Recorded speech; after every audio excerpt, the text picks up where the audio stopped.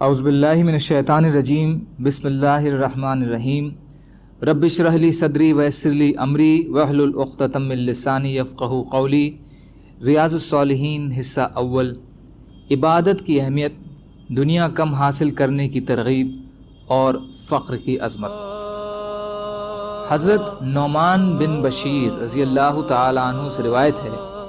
کہ حضرت عمر رضی اللہ تعالیٰ عنہ نے دنیا کے اس مال و اسباب کا ذکر کیا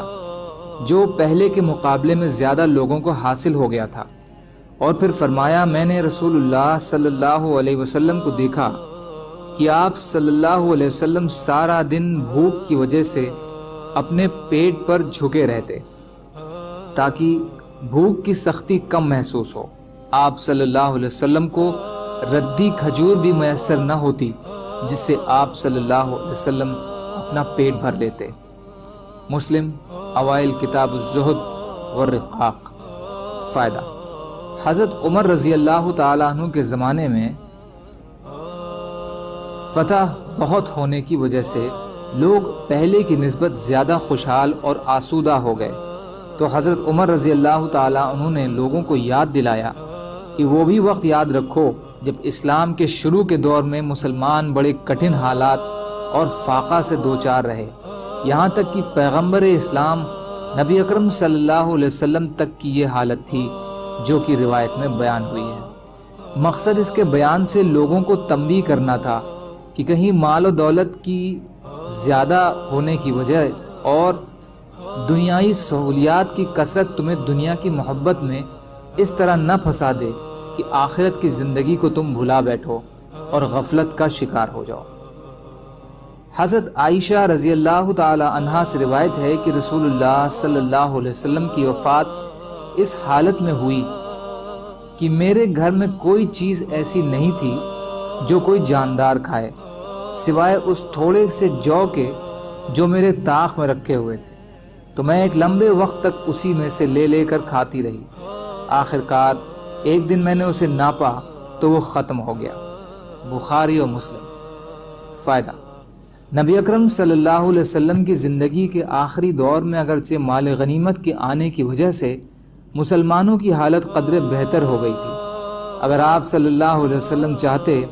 تو پہلے کی نسبت آسودگی کے ساتھ وقت گزار سکتے تھے،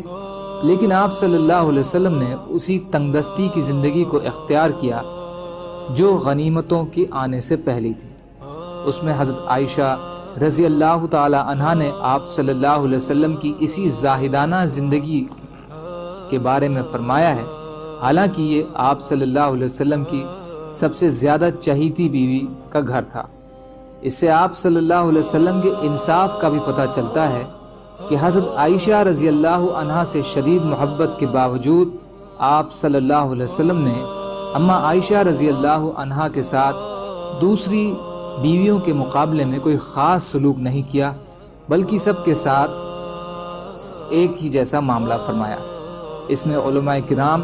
اور ان کے اہل خانہ کے لیے ایک بڑا سبق ہے کہ وہ دنیا اور اس میں ملی ہوئی